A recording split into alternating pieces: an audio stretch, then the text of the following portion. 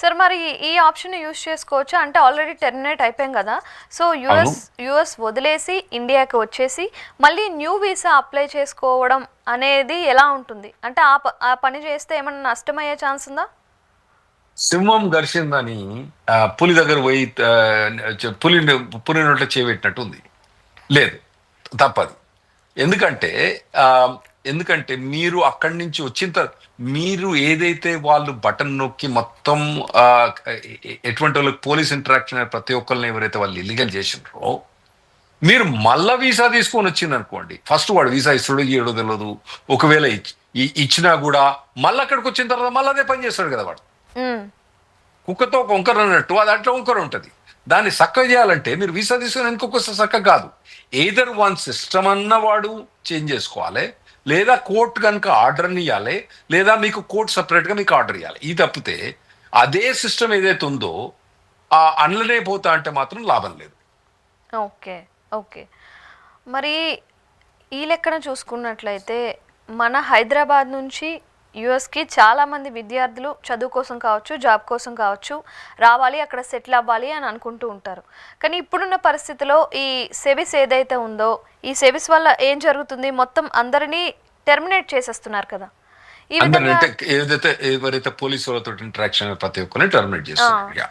మరి దానివల్ల ఇక్కడ ఇండియా నుంచి యుఎస్కి వచ్చే వాళ్ళకి ఆగిపోయే ఛాన్స్ ఉందా? అంటే వాళ్ళు రావాలా వద్దా అనే క్వశ్చన్ అయితే వాళ్ళు ఇప్పుడు కూడా రావాలండి. అంటే ఇది ఎఫెక్ట్ అయింది దాదాపు only 3 to 5% of the people కి ఎఫెక్ట్ అయింది. ఇది మేము ఏమనుకుంటానంటే ఇది టెంపరీ ఎఫెక్ట్ అయ్యి కోర్టులు మాకు ఫేవర్ రూల్ చేస్తాయని మేము ఖచ్చితంగా అనుకుంటున్నాం.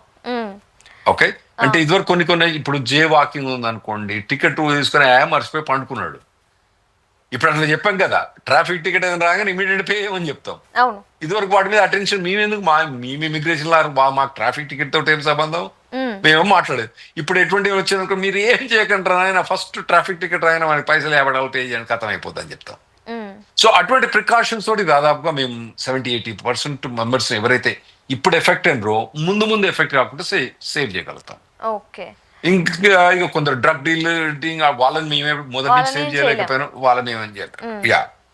సరే, ఈ ప్రాబ్లం అనేది మన ఇండియా వాళ్ళకి మాత్రమే ఉందా, మిగతా కంట్రీ వాళ్ళకి కూడా ఉందా? లేదు, అన్ని కంట్రీ వాళ్ళకండి. సో ఇప్పుడు మాకు మొత్తం కాంటాక్ట్ దాదాపుగా 15 లక్షల మంది ఉంటే మన వాళ్ళు ఒక 4 లక్షల మంది ఉంటారు అనుకోండి, వాళ్ళందరూ కూడా ఎఫెక్ట్ అయినట్టు, వాళ్ళందరూ కూడా కాంటాక్ట్ చేస్తాను ఇప్పుడు ఇమిగ్రేషన్ లాయర్ని. మరి ఎందుకు ఇంత మైనర్ వాటికి కూడా టార్గెట్ చేస్తున్నారు? ఇది ట్రంప్ దగ్గర నుంచి వచ్చిందని నేను అనుకుంటలేనండి. స్టీవెన్ మిల్లర్ అని ఒక అడ్వైజర్ ఉన్నాడండి, అతను కంప్లీట్ యాంటీ ఇమిగ్రెంట్. ఇప్పుడు కొందరు ఉంటారు కదండి, మత ద్వేషులు అని ఉంటారు కదా, వాళ్ళు ఏదైనా వేరే మతాన్ని ద్వేషం చేసినట్టు ఉంటారు కదా, అట్లా ఇతను ఇమిగ్రెంట్ ద్వేషి అన్నట్టు. ఇతను టాప్ పొజిషన్ లో ఉన్నాడు అక్కడ ఉన్నాడు కాబట్టి అతను ఇవన్నీ చేస్తున్నాడని మా అంచనా. ఇటువంటి అన్ని నోటీసు ట్రంప్ దగ్గర పోవు ఇటువంటి అన్ని, ఎందుకంటే అని నేను అనుకుంటున్నా. చెప్పలేము మరి ట్రంప్ కూడా ఇట్లా అయితే. ఇవన్నీ కూడా ఏమైతే అంటే లాస్ట్ టైం కూడా కొన్ని ఇట్లా ట్రై చేస్తే కోర్ట్స్ వచ్చి మాకు అండంగా నిలిచినాయండి లాస్ట్ టైం. ఓకే, ఇప్పుడు కూడా కోర్ట్స్ వస్తాయి అని మేము అనుకుంటున్నాం. కొన్ని ఇట్లా వచ్చింది, కొన్ని ఇట్లా వస్తాయని మేము ఖచ్చితంగా అనుకుంటున్నాం. సరే, ఈ F1 స్టూడెంట్స్ నే టార్గెట్ చేయడం కనుక ఏమైనా పొలిటికల్ ఎజెండా లాంటిది ఏమైనా ఉందా? అది వాళ్ళకి ఈజీ టార్గెట్ అయిపోయిందండి. ఇప్పుడు మనం మామిడికాయలు దొంగతనం పోయినాం, ఫస్ట్ ఎక్కడ కింద ఉన్న టక్ వస్తే కొని తీసుకొస్తాంగా, ఆ టైప్ అన్నట్టు. ఎవరైనా మామిడికాయ దొంగతనం వచ్చిన ఏం చేస్తారు, మామిడికాయలు కింద ఉన్నది ఎంపుకొని. అయితే ఈ F1 స్టూడెంట్స్ అన్నది వాళ్ళకి ఏమైపోయిందంటే ఈజీగా ఆ బటన్ నొక్కితే సివిల్ సిస్టమ్ నుంచి బయటకు వెళ్ళారు వాళ్ళు. అదే H1, L1, H4, L2, O1, P1 ఇటువంటి వీసాలను వాళ్ళని టర్మినేట్ చేయాలంటే వాళ్ళకు నోటీస్ పంపించాలి. మళ్ళీ దానికి ఒక లాయర్ ఉంటాడు, లాయర్ వాడు రెస్పాండ్ చేస్తాడు అన్నట్టు. అవన్నీ ఉన్నాయి, వాటికి ఒక ప్రాసెస్ ఉన్నది అన్నట్టు. వీళ్ళకి ప్రాసెస్ లేదు. ఆ ప్రాసెస్ లేనందు మాత్రాన వాళ్ళు ఈజీ టార్గెట్స్ అయిపోయినట్టు. ఓకే, సో మరి ఈ విధంగా చూసుకున్నట్లయితే చాలామంది యుఎస్కి వెళ్ళాలి అంటేనే భయపడే పరిస్థితి ఉంది. అంటే గత 2 నెలలు చూసుకున్నా, లేకపోతే 3 నెలల నుంచి చూసుకున్నా, ఒకటి తర్వాత ఒకటి మొన్న బర్త్డే సిటిజన్షిప్ అనేది క్యాన్సిల్ చేసి పడేశారు. ఆ తర్వాత ఇంకా రకరకాలవి వస్తూ ఉన్నాయి కదా. ట్రంప్ హయాంలో. ఇవన్నీ చూసుకున్నట్లయితే స్టూడెంట్స్ ఇక్కడ నుంచి అక్కడికి వెళ్ళడానికే భయపడుతున్నారు కదా. మరి ఈ టైంలో వెళ్తే వాళ్ళ ఫ్యూచర్ ఏమైనా నష్టపడే అవకాశం ఉందా? ఇప్పుడు మాది లా rule of the law country అండి. ఓకే, సో ట్రంప్ అన్నది ఇప్పుడు మీ దగ్గర ఏమో మీ ప్రైమ్ మినిస్టర్కు చాలా రైట్స్ ఉంటాయి, మా దగ్గర అన్ని రైట్స్ ఉండే వాళ్ళకు. ఇప్పుడు మీరు బర్త్ రైట్ సిటిజన్షిప్ తీసుకోండి, మీరు అన్నారు ఏం చేసిన కోర్టు బ్లాక్ చేసినాయి. కోర్టు బ్లాక్ చేసినా బాగా చేయలేదా? ఇప్పుడు ఈ రోజు కనుక పిల్లలు పుడితే వాళ్ళకి సిటిజన్షిప్ ఇస్తుండ్రు ఈ రోజు. ఓకే, మిగతా అన్ని కూడా కొద్దిగా టైం పడుతుంది మాకు ఇవన్నీ కౌంటర్ చేయడానికి, కోర్ట్ సిస్టమ్ నుంచి బయటకు రావడానికి టైం పడుతుంది అన్నట్టు. ఇంకోటి ఏంటంటే ఏవైతే ఇతను చేస్తున్నాడో నెక్స్ట్ గవర్నమెంట్ వచ్చి మొత్తం అండూ చేయొచ్చు అన్నట్టు. మీకు కొంచెం చెప్తా, ట్రంప్ ఉన్నప్పుడు ఏం చేసిందంటే పావర్టీ మీకు ఫైనాన్షియల్ ఎబిలిటీ చూపెట్టాలని చెప్పిండు అన్నట్టు. అందరికి ఫైనాన్షియల్ ఎబిలిటీ అంటే ప్రతి ఒక్కరిని ఇన్కమ్ ట్యాక్స్ రిటర్న్స్, 4 ఏళ్ళ ఇన్కమ్ ట్యాక్స్ రిటర్న్, వాని ఆస్తి విలువలు, వాని స్టాక్ విలువలు అవన్నీ తీసుకొచ్చి సబ్మిట్ చేయాలి. ఎందుకు? వీనికి ఆల్రెడీ $1,00,000 వస్తుంది, వాడు డిపెండెంట్ కాడు, ఎందుకు అవసరం వానికి? సో అవన్నీ ట్రంప్ అడ్మినిస్ట్రేషన్ ఇంప్లిమెంట్ చేసిండు. మళ్ళీ బైడెన్ వచ్చి ఏం చేసిండు? అవసరం లేదని చెప్పిండు. అట్లా ఇప్పుడు ఏదైతే ఇతను పాలసీస్ తీసుకొస్తుండో నెక్స్ట్ గవర్నమెంట్ వచ్చి అండూ చేస్తానికి ఉన్నది అన్నట్టు. వాళ్ళు మళ్ళీ తీసేస్తానికి రైట్ ఉంది అన్నట్టు. సో ఇప్పుడు ఏదో టెంపరీగా మనం ఒడుకుదొడుకులు తట్టుకున్నా కూడా నెక్స్ట్ గవర్నమెంట్ అట్టుంటుంది, నెక్స్ట్ గవర్నమెంట్ వేరే ఉండే ఛాన్స్ వెరీ హై ఉంటుంది మనకు. ఓకే, ఇప్పుడు ట్రంప్ గవర్నమెంట్ మన ఎన్ని హర్డల్స్ పెట్టినా కానీ ఏం చేసిండు? బైడెన్ వచ్చి మొత్తం తీసేసిండు. ఇప్పుడు మళ్ళీ రెడ్ టిప్ వచ్చి పెడుతుంది, మళ్ళీ నెక్స్ట్ గవర్నమెంట్ అట్టు ఉండదు కదా. అంటే నెక్స్ట్ కూడా ట్రంపే వచ్చే అవకాశం ఉంది కదా ఎక్కువగా. ఫస్ట్ అసలు అతను అవ్వచ్చా కాదా అన్నది కాన్స్టిట్యూషన్ లో మాకు లిమిట్ ఉన్నది అన్నట్టు. కాంగ్రెస్ లో వాళ్ళు అంటే పార్లమెంట్ ఏం పాస్ చేసిందంటే ప్రెసిడెంట్ 2 టర్మ్స్ కన్నా ఎక్కువ ఉండద్దు అని ఉన్నది. అయితే దాన్ని వీళ్ళు కొందరు ఎట్లా రీడ్ చేస్తారంటే 2 కంటిన్యూస్ టర్మ్స్ అని అది రీడింగ్, అది కాంట్రవర్షియల్ టాపిక్. ఓకే, అంతకుముందు సెకండ్ వరల్డ్ వార్ అయినప్పుడు మాకు ప్రెసిడెంట్ ఒకతను రూజవెల్ట్ అని, అతను 4 times ప్రెసిడెంట్ ఉన్నాడండి అతను. ఆ తర్వాత ఏం చేసినట్టు 4 times ప్రెసిడెంట్ ఉండకూడదు అని చెప్పి వాళ్ళు ఏం చేసిండ్రు, కాంగ్రెస్ లో పాస్ చేసిండ్రు 2 times ఉండాలి ప్రెసిడెంట్ అని. ఇతను సెకండ్ టైం అయిపోతుంది. ఫస్ట్ మనకు తెలుసు కదా 2016 నుంచి 2020, 2024 నుంచి 2028 తర్వాత ఇతను టైం అయిపోయిన తర్వాత నెక్స్ట్ టైం ఉండకూడదు. అయితే వాళ్ళు ఏం ఆర్గ్యూ చేస్తారంటే 2 consecutive terms అని వాళ్ళు ఆర్గ్యూ చేస్తున్నారు. అదొకటి. ఇంకోటి ఏంటంటే ఇది చేంజ్ కావాలంటే పార్లమెంట్లో పోయి చేంజ్ చేయాలి. మరి పార్లమెంట్ చేంజ్ చేస్తుందా? మోస్ట్ ప్రాబబ్లీ పార్లమెంట్ చేంజ్ చేయదు. ఎందుకంటే రాజ్యసభలో వీళ్ళకు ఆ చేంజ్ చేయాలంటే 60% కావాలంట, ఆ సీట్ లేవు వీళ్ళ దగ్గర. సో అది ఉండకూడదని నేను అనుకుంటాను నెక్స్ట్ ప్రెసిడెంట్. ఒకవేళ ఇతనికి ఎలిజిబిలిటీ ఉన్నా కూడా మళ్ళీ వస్తుందని మాత్రం గ్యారంటీ ఏం లేదండి, అట్లేం లేదు. ఓకే, మరి తెలుగు పేరెంట్స్కి ఎలాంటి సజెషన్స్ ఇస్తారు, ఎలాంటి మెసేజ్ ఇస్తారు మీరైతే? అంటే మా పిల్లల ఫ్యూచర్ ఏ విధంగా ఉంటుందో, యుఎస్లో ఫ్యూచర్లో ఏ విధంగా ఉంటుందో తెలియటం లేదా అని వాళ్ళైతే భయపడుతున్నారు. అలాంటి వాళ్ళకి మీరు ఎలాంటి మెసేజ్ ఇద్దామనుకుంటున్నారు? ఇటువంటి కష్టకాలం గట్టి కాలంలోనే చాలా తక్కువ మంది స్టూడెంట్స్ అక్కడ పోతారండి. అటువంటి వాళ్ళే దాన్ని ఏమంటారంటే చైనీస్ లాంగ్వేజ్ ఏమంటే where there is a crisis there is an opportunity అంటారు అన్నట్టు. అది తీసుకోవాలి. ఎందుకంటే ఇప్పుడు మనకు యుఎస్ లో క్రైసిస్ వచ్చింది. ఓకే, ఈ క్రైసిస్ వచ్చినప్పుడు ఏమైందంటే ఇది మన ఆపర్చునిటీగా తీసుకోవాలన్నట్టు. ఎందుకంటే మన ఇండియన్స్ చాలా మంది ఇండియన్స్ కాంపిటీషన్ అండి ఈ ఐటీ జాబ్స్ వల్ల, మిగతా జాబ్స్ వల్ల ఇండియన్స్ కాంపిటీషన్. కాబట్టి ఇటువంటి టైంలో ఇండియన్స్ తగ్గిపోతారు. కాబట్టి ఇదివరకు 10 జాబ్లకు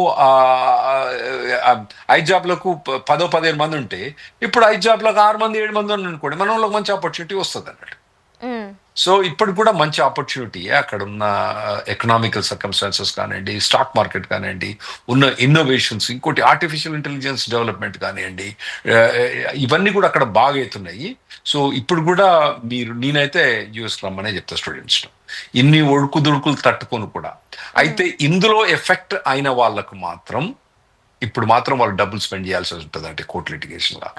అంతకన్నా గత్యంతరం ఇంకోటి లేదు. ఎందుకంటే ఇది వాళ్ళు తప్పు చేసినారు, ఈ తప్పు చేసిన దాన్ని కోర్టుకు పోవాలి. చాలా మంది మనోళ్ళు ఏంటంటే కోర్టు పోటాన్ని పడతారు. ఫస్ట్ ఆఫ్ ఆల్ మనము ఇప్పుడు ఇండియాలో కూడా నేను కూడా ఇండియాలో లాయర్నే ఉంటుంది. వాళ్ళు ఏం చెప్తారు, మా ఫ్రెండ్స్ లాయర్ ఏం చెప్తారంటే more than 50% of the litigation government మీదనే ఉంటుంది. అక్కడ ఇండియాలో గవర్నమెంట్ అగేన్స్టే ఉంటుంది. అవును. యుఎస్ లో కూడా కోర్టుకు పోవటం అన్నది కోర్టు పోయినంత మాత్రం మీ మీద టార్గెట్ చేస్తారని ఖచ్చితంగా లేనే లేదు. ఉమ్, టార్గెట్ చేయరు మిమ్మల్ని. ఒకవేళ టార్గెట్ చేస్తే కోర్టు జడ్జి బాగా కంటెంప్ట్ ఆఫ్ కోర్ట్ కింద కూడా వాళ్ళని పనిష్ చేసే ఛాన్స్ ఉంటుంది అన్నట్టు గవర్నమెంట్ ని. ఉమ్, ఇంకోటి ఏంటంటే ఇప్పుడు మన హిందూ దేశంలో దేవాలయం పోతే ఎట్లనో మక్కా పోయి మన సౌదీ అరేబియా మక్కా పోవడం ఎట్లనో, ఆ క్రిస్టియన్ కంట్రీలో చర్చి పోవడం ఎట్లనో ఓటుకు పోవడం అన్నది అంత పవిత్రమైంది అన్నట్టు డెమోక్రటిక్ కంట్రీస్ లో. దాన్ని మీరు యూజ్ చేసుకోవాలి. ఓకే. ఇటువంటి ఎప్పుడైతే గత్యంతరం లేని పరిస్థితుల్లో కంపల్సరీ పోవాల్సి వస్తుంది. మీకు ఓకే. ఎక్స్పెండిచర్ అయినా భరించాల్సి వస్తుంది. ఎందుకంటే ఇప్పుడు మీరు ఆల్రెడీ స్పెండ్ చేసిన కాబట్టి ఉమ్, ఇంకా ముందు మీరు ఇది కోర్టు తీసుకుపోయి మీరు రిలీఫ్ తీసుకునే ఛాన్స్ ఉంటుంది. ఉమ్, ఇప్పుడు మీరు అడిగిన క్వశ్చన్ ఏంటంటే ఇంత ముందు మరి ఇన్ని సర్కమ్స్టాన్స్ లో ముందు పోతే మరి ముందు డిపెండ్ చేస్తారంటే ఈ 10,000 మందిలో దాదాపుగా 8,000 మందిని ఈజీగా ప్రివెంట్ చేయొచ్చు అండి మేము. ఓకే. ఈ ట్రాఫిక్ టికెట్ జే టికెట్ వాళ్ళ టైంలో పే చేస్తే కథమవుతుండే. ఉమ్, వాటిని అంతా మేము పెద్ద దృష్టి పెట్టలేదు. సారలే వాడు $50 కాకపోతే $200 కడతాను మేము పెద్దగా వచ్చి మీ క్యారియర్ గైడ్ చెప్పలేదు మేము. ఎందుకంటే మాకు ఎక్స్పీరియన్స్ లేదు. అవును. అంటే 30 ఏళ్ళ ఇంత చిన్న experience చిన్న సరిపోలే. మిస్టేక్స్ కూడా ఇలాగా టెర్మినేట్ చేస్తారని మీరు కూడా ఎక్స్పెక్ట్ చేయరు కదా. ఎక్స్ప్రెస్ చేయలేదు. ఇప్పుడు మేము చెప్పేది ఏంటంటే ఎవరైనా H1 మీద కానీ F1 మీద కానీ మీకు ట్రాఫిక్ టికెట్ ఇటువంటి ఏమైనా వచ్చేస్తే మీరు కోర్టుకు పోయి దానికి చక్క పే చేసి పడేయండి. That's better. ఉమ్, ఎందుకంటే మరీ 55 మైళ్ళ కన్నా కిందికి 60 మైళ్ళ వాళ్ళు చాలా మంది ఉంటారు కదా, మనకు తెలుసు కదా ఎట్లుంటుందో. సో అట్లా వాయిలేట్ అయిన వాళ్ళు ఒకవేళ టికెట్ వస్తే మాత్రం ఇమీడియట్ కట్టండి. ఇప్పుడు మనకు కూడా ఇండియాలో తెలుసు కదా, ఆ డిసెంబర్ టైంలో వాళ్ళు మీకు ఫ్రీ 30% డిస్కౌంట్ 40% డిస్కౌంట్ ఇస్తారు కదా టికెట్. అవును. అటువంటి వాటి కోసం మా దగ్గర వెయిట్ చేయకండి, ఎమ్మడే కట్టేసేయండి. ఉమ్, అటువంటి లేవు మా దగ్గర. అవును. కానీ సెవిస్ ఏదైతే టెర్మినేట్ చేసిందో ఆ విషయం మీద మాట్లాడడానికి కూడా స్టూడెంట్స్ చాలా భయపడుతున్నారు. మరి వాళ్ళకి లీగల్గా ఏమైనా స్టెప్స్ తీసుకునే అవకాశం ఉందా? అంటే అన్ఫెయిర్గా అనవసరంగా వాళ్ళని టెర్మినేట్ చేసేసారు మాట్లాడిన లాభం లేకుండా ఉందండి. ఇప్పుడు వాళ్ళు మాట్లాడితే లాభం ఏంది? అడ్మినిస్ట్రేషన్ దగ్గర పోయి ఓ అని మొత్తుకున్నా వాళ్ళు దున్నపోతు మీద నీళ్ళు పోసినట్టు వాళ్ళు పట్టించుకోరు. సో ఇటువంటి వాటి కోర్ట్ సిస్టమ్ పోవడం బెటర్. మళ్ళా వాళ్ళ దగ్గర పోయి నాన్న కాలు పట్టుకొని నన్ను తీసుకుపోయి వెనకబెట్టి మళ్ళీ వాటి తీసుకొని మళ్ళీ కిందేస్తాం. సో అందుకోసం ఇటువంటి వాటి కోర్ట్ సిస్టమ్ పోవాలి, ఇటువంటి వాటి ఛాలెంజ్ చేయాలి. అయితే లాస్ట్ టైం కూడా మాకు ఇట్లా మొదలు బాగా ఇబ్బంది పెట్టింది అడ్మినిస్ట్రేషన్. వచ్చిన తర్వాత మేము కోర్ట్ సిస్టమ్ తోటి బాగా కరెక్ట్ చేస్తే వాళ్ళు కరెక్ట్ అయిపోయారు. లాస్ట్కి వచ్చే మటుకు H1B 3 నెలలు అప్రూవ్, H1B 3 ఏళ్ళకి అప్రూవ్ చేసేది 3 నెలలకి అప్రూవ్ చేసిండు, ఏడాదికి అప్రూవ్ చేసిండు. చాలా మటుకు 40% H1B డినే అయ్యేది. అప్పుడు మాకు అప్పటిదాకా కోర్టు లిటిగేషన్ అంటే ఎందుకు తెలియదండి. వాళ్ళకు ఇమిగ్రేషన్కి అప్పీల్ చేస్తానని మాకు అప్రూవల్ వచ్చేది. నెలకో 2 నెలలకో ఒక డినైల్ వస్తే మాకు అప్పుడు H1B డినైల్ వస్తే వాడు వన్ పెన్లాం వన్ అయ్యా ఇండియా నుంచి వన్ ఎంప్లాయర్ వాళ్ళందరూ కాన్ఫరెన్స్ కాల్ కూడి అదేందా బాబు నువ్వు ఇట్లా ఆన్సర్ చేయాల్సింది అట్లా ఆన్సర్ చేయాల్సింది RFE రెస్పాన్స్ కానీ పెద్ద తంతంగా ఉండే మాకు అప్పుడు. ఎందుకంటే మాకు 2 నెలలకు 3 నెలలకు ఒక డినైల్ వచ్చేది.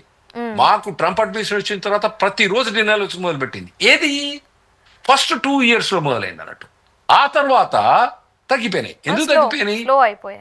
ఎందుకంటే మేము డెవలప్ అయ్యి ఏం చేసామంటే ప్రతిదాన్ని కోర్టులో ఛాలెంజ్ చేయడం మొదలుపెట్టాం. ఛాలెంజ్ చేయబట్టి వాళ్ళు డినైల్ తగ్గించిపోయారు. ఓకే. సో ఇప్పుడు కూడా ఈ కోర్ట్స్ ఛాలెంజ్ పోతుంటే వాళ్ళు చేసే తిక్క పనులన్నీ తగ్గిపోతాయి. సార్ మీరు ఇండియాలోనే పుట్టారు, అందులోనూ తెలంగాణలోనే పుట్టారు, కానీ ప్రతిసారి మా యుఎస్ మా అమెరికా అని అంటూ ఉంటున్నారు ఎందుకు అని చాలా మంది కామెంట్స్ చేస్తున్నారు. దాని మీద మీ అభిప్రాయం ఏంటి? ఫస్ట్ ఆఫ్ ఆల్ నేను అమెరికన్ అండి. ఇండియాలో పుట్టిన ఇండియాలో సిటిజన్, ఇప్పుడు అమెరికన్ సిటిజన్. ఇండియా మాకు డ్యూయల్ సిటిజన్షిప్ ఇస్తలేదు. మేము అడిగిన ఎన్నోసార్లు మాకు డ్యూయల్ సిటిజన్షిప్ ఇవ్వని, వాళ్ళు ఇస్తలేరు. వాళ్ళు మీరు కాదురా నాయన మీరు ఓవర్సీస్ సిటిజన్ ఆఫ్ ఇండియా, మీకు ఇండియాలో మీకు సిటిజన్షిప్ ఇవ్వమని చెప్పేసి వాళ్ళు మాకు. ఓకే. అదే మీకు చెప్తానండి, ఇంగ్లాండ్ కానివ్వండి, మెక్సికో కానివ్వండి, కెనడా కానివ్వండి, పాకిస్తాన్ కానివ్వండి, శ్రీలంక కానివ్వండి, వీళ్ళందరూ డ్యూయల్ సిటిజన్షిప్. అంటే వాళ్ళు US సిటిజన్షిప్ ఉంటుంది, ఇండియన్ సిటిజన్షిప్ ఉంటుంది. మాకు ఆ అవకాశం మీ గవర్నమెంట్ ఇస్తలేదు. మా కాంగ్రెస్ గవర్నమెంట్ ఇవ్వలేదు, బీజేపీ గవర్నమెంట్ ఇవ్వలేదు. ఎన్నిసార్లు మొత్తుకొని మేము ఎన్ని కాంట్రిబ్యూట్ చేస్తామండి, $100 బిలియన్ ఇండియాకు పంపిస్తాం, అయినా కానీ మాకు డ్యూయల్ సిటిజన్షిప్ ఇస్తలేరు. ఓకే. మమ్మల్ని సవతి తల్లి చూసినట్టు మీరే చూస్తాను. మేము సొంత తల్లి మాదిరి మేము మీ సొంత తల్లి కన్నా ఎక్కువ మీకు ప్రార్థించినా, మేము డబ్బులు ఇక్కడికి పంపించినా, ఇన్వెస్ట్ చేసినా, అన్ని చేసినా కూడా మమ్మల్ని మీరు సవతి తల్లి చేసినట్టు చూస్తున్నారు. అది బంద్ చేయి, మాకు సిటిజన్షిప్ ఇవ్వమని చెప్పి మేము అడిగితే మీరు ఇస్తలేరు. దాని మీ సమాధానం ఏంది? నా సమాధానం ఏం లేదు. మరి అటువంటి ఎన్ని ఎన్ని గవర్నమెంట్స్ అండి, కాంగ్రెస్ గవర్నమెంట్ కానీ బీజేపీ గవర్నమెంట్ కానీ ఇవ్వచ్చు కదా మాకు 12 సిటిజన్షిప్, ఇవ్వరు. మీరు డబ్బులు తీసుకురా అండి, టెక్నాలజీ తీసుకురా అండి, ఇది తీసుకురండి, అది తీసుకురండి, కానీ సిటిజన్షిప్కి వచ్చేవాడికి లేదు, ఏం లేదు, నీకు మేము ఏదో టెర్రరిస్ట్ అయినట్టు వాళ్ళు మమ్మల్ని ఇయనట్టు. ఎందుకు మాకు డ్యూయల్ సిటిజన్షిప్ ఇచ్చి మంచిగా ఉండొచ్చు కదా. ఇప్పుడు వేరే కంట్రీస్ అన్ని ఉన్నాయి కదా, ఇప్పుడు ఇంగ్లాండ్ ఉంది, కెనడా ఉంది, మెక్సికో వాళ్ళు డ్యూయల్ సిటిజన్షిప్ ఇచ్చిండ్రు వాళ్ళకు. మాకు మీరు ఇస్తలేరు కాబట్టి నేను అమెరికన్ అనే చెప్పాల్సి వస్తుంది, ఇండియన్ అని చెప్పరాదు కదా, చెప్పనిస్తలేరు కదా మీరు. Okay okay. మరి అమెరికన్ అంటున్నారు, 30 years నుంచి అమెరికాలోనే ఉన్నా నేను అని చెప్పి అంటున్నారు, కానీ మీ భాష ఎందుకు అలానే ఉంది? కొంచెం హైదరాబాద్ స్లాంగే వస్తుంది, కొన్ని రకాల బూతులు కూడా మాట్లాడుతున్నారు. తెలంగాణ అండి. అంటే నేను అమెరికా పోయింది 32 ఏళ్ల కింద అండి ఒకటి. తర్వాత అక్కడ పోయిన తర్వాత ఏంటంటే మా ఆవిడ ఢిల్లీ, ఆమెకు తెలుగు రాదు. సో అక్కడ నేను మాట్లాడేది ఏదో హిందీ లేదా ఇంగ్లీష్. నా తెలుగు ఆ 32 ఏళ్ల కింద అక్కడనే ఆగిపోయింది. మీ తెలుగు ఏమో డెవలప్ అయింది అన్నట్టు, 32 ఏళ్ళ సొఫిస్టికేట్ అయిపోయింది. నా తెలుగు అక్కడనే ఆగిపోయింది కాబట్టి ఆ యాస బారలేదు నాకు. ఓకే. ఈ 32 ఏళ్లలో నేను తెలుగు సినిమాలు కూడా దాదాపు 3-4 సినిమాలు చూసుంటా, పెద్ద తెలుగు సినిమాలు చూడలేదు కాబట్టి ఆ తెలుగు నాకు అక్కడనే ఆ 32 ఏళ్ల కింద ఆగిపోయింది. మా ఆవిడతో కూడా తెలుగులో మాట్లాడరాదు కాబట్టి అట్లే ఆగిపోయింది నా తెలుగు. సో నా భాష ఒరిజినల్ అయిన భాష, మీ భాష మోడిఫై అయిపోయింది తెలంగాణ భాష. ఇప్పుడు మీరు బాగా సొఫిస్టిక్ అయిపోయినారు. నేను 32 ఏళ్ల కింద ఏదైతే తెలంగాణ భాష మాట్లాడుతున్నో అదే తెలంగాణ భాష ఇప్పుడు మాట్లాడుతున్నా. ఓకే. సో అది మీరు మారినరు, నేను మారలేదు. ఓకే. మేబీ వాళ్ళకి ఆన్సర్ అయితే వచ్చే ఉంటుంది ప్రేక్షకులకి. Back to the topic, OPT and stem OPT మీద చాలా మంది స్టూడెంట్స్ వర్క్ చేస్తూ ఉంటారు కదా, మరి అలాంటి వాళ్ళకి, ఈ వర్క్ చేసుకునే వాళ్ళకి కూడా ఇప్పుడు ఈ చిన్న చిన్న రీజన్స్ వల్ల వీసా అనేది టెర్మినేట్ చేయడము కరెక్ట్ అంటారా, కాదంటారా? ఖచ్చితంగా రాంగ్. ఇంకో ప్రాబ్లం ఏంటంటే ఇప్పుడు వీళ్ళు ఓపీటీ స్టెమ్ ఎక్స్టెన్షన్ మీద ఎవరైతే సివిల్ సిస్టమ్ ఉన్నారో వాళ్ళని టెర్మినేట్ చేసినంత మాత్రం వాళ్ళ పని ఆపేయాలి. వాళ్ళు ఇప్పుడు కోర్టు ఆర్డర్ వచ్చేదాకా వాళ్ళు పని ఆపేయాలి. ఇప్పుడు చాలా ఇబ్బంది ఇప్పుడు వాళ్ళకు. ఇది మనకు తెలిసి దాదాపుగా 3%, 4% మెంబర్స్కి ఎఫెక్ట్ అవుతుంది కదా. చాలా చాలా ఇబ్బంది. తప్పు, ఖచ్చితంగా తప్పే. వాళ్ళు చేసిన తప్పు, గవర్నమెంట్ చేసిన తప్పు, ఇల్లీగల్. ఓకే. సో ఫైనల్గా రాహుల్ రెడ్డి గారు, మీరైతే ఏం సజెస్ట్ చేస్తారు? అక్కడే యుఎస్లో ఉండి ఫైట్ చేయమంటారా, లేకపోతే ఇండియాకు వచ్చేసి మళ్ళీ కెరీర్ని రీస్టార్ట్ చేయమంటారా? ప్రస్తుతానికి మాత్రం మీరు యుఎస్లో ఉండి ఫైట్ చేసి ఒక 2-3 months చూడండి ఏమైతుంది అన్నది. దాన్ని బట్టి తర్వాత మీరు నిర్ణయం తీసుకోండి. ఇప్పటికంతలా ప్యాక్ చేసుకొని రావద్దు. ఇంకొకటి, కొన్ని ఛానల్ ఏం చెప్తానంటే ఇమిగ్రేషన్ వచ్చి వీళ్ళందరిని వచ్చి డిపోర్ట్ చేస్తుంది, వీళ్ళని తీసుకుపోయి గాంటానమో బే తీసుకుపోతుంది, వీళ్ళని లూజియానా తీసుకుపోతుంది. పచ్చబద్ధం అండి అది, పచ్చబద్ధం. పానిక్ చేస్తున్నారు జనాలు, పానిక్ చేస్తున్నారు. వాళ్ళు సివిల్ టర్మినేట్ చేసింది ఖచ్చితము. వీళ్ళను ప్రస్తుతం వాళ్ళు లీగల్గా లేరని మాత్రం ఖచ్చితము, వాళ్ళు పని చేయలేరని మాత్రం ఖచ్చితం. కానీ ఎవరిని కూడా వాళ్ళు వచ్చి కస్టడీలో తీసుకోలేదు, ఎవరిని కూడా డిటెన్షన్లో పెట్టలేదు. ఒక్క అబ్బాయిని మాత్రం నాకు తెలిసి మాట్లాడి అతన్ని మార్నింగ్ 3 o'clock తీసుకుపోయినారు. అతని మీద 3 డ్రగ్ కేసెస్ ఉన్నాయండి. 2 కన్విక్ట్ అయ్యిండు, 3rd కేసు డ్రగ్ అరెస్ట్ అయిన తర్వాత అతను బెయిల్ మీద రిలీజ్ అయిన తర్వాత స్టూడెంట్ వీసా మీద ఉన్నాడు. అతను మాత్రం డిటెన్షన్ లో పెట్టి తీసుకుపోయినట్టు. అతని డిపోర్టేషన్ వాలంటరీ డిపార్చర్ కోసం అతను ట్రై చేస్తుండే, అది వేరే విషయం. కానీ మిగతా ఎవరు కూడా ఇప్పుడు డ్రంక్ వైలెంట్ ఇంటాక్సికేషన్ కానివ్వండి, ఈ తర్వాత ఈ జే వాకింగ్ కానివ్వండి, షాప్ లిఫ్టింగ్ వాళ్ళు అరెస్ట్ అయిన వాళ్ళని కానివ్వండి, ఈ ట్రాఫిక్ టికెట్ పే చేయాలి, వీళ్ళు ఎవరిని కూడా వాళ్ళు ఒక్కరిని కూడా అరెస్ట్ చేయలేదు, ఒక్కరిని కూడా డిటెన్షన్ చేయలేదు. ఇది మీరు దానికి కూడా కొన్ని టీవీ ఛానల్ ఏం చెప్పినట్టు, వచ్చేస్తాను డిపోర్ట్ చేస్తాను వాళ్ళని, తప్పు, అది తప్పు. అయితే ఇప్పుడు వాళ్ళని యుఎస్నే ఉండి 2-3 months దాకా చూసి ఎవాల్యుయేట్ చేసి ఇప్పుడు కోర్ట్ లిటిగేషన్ వీలైతే ఇమ్మీడియట్ గా చేసేసుకొని మా క్యారియర్ గైడ్ ఫాలో కాండి, మేము లేటర్ ఆన్ మీకు వచ్చి మీకు చెప్తాం ఏంది అని. Okay okay, thank you so much Rahul Reddy గారు. థ్యాంక్స్ లక్ష్మి గారు.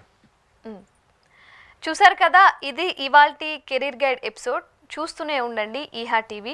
ఇంకో విషయం ఏంటంటే చాలా ఛానల్స్లో ఏంటంటే ప్యానిక్ చేసే విధంగా న్యూస్ అయితే చెప్తున్నారు. కాబట్టి అవేమీ నమ్మకుండా కెరీర్ గైడ్ అనేది మేము ప్రతి వారం చేస్తూనే ఉంటాం. అండ్ మోరోవర్ రాహుల్ రెడ్డి గారు ఏంటంటే యూఎస్లోనే ఉంటారు. 30 yearsగా అక్కడ ఆయన వర్క్ కూడా చేస్తున్నారు. ఆయనకి ప్రాక్టికల్ నాలెడ్జ్ కూడా చాలా ఎక్కువ. సో ఆయన నాలెడ్జ్ మీతో షేర్ చేసుకుంటున్నారు కాబట్టి ఆయన మాటలు వినండి. అలాగే కెరీర్ గైడ్ ఎపిసోడ్ని చూస్తూనే ఉండండి.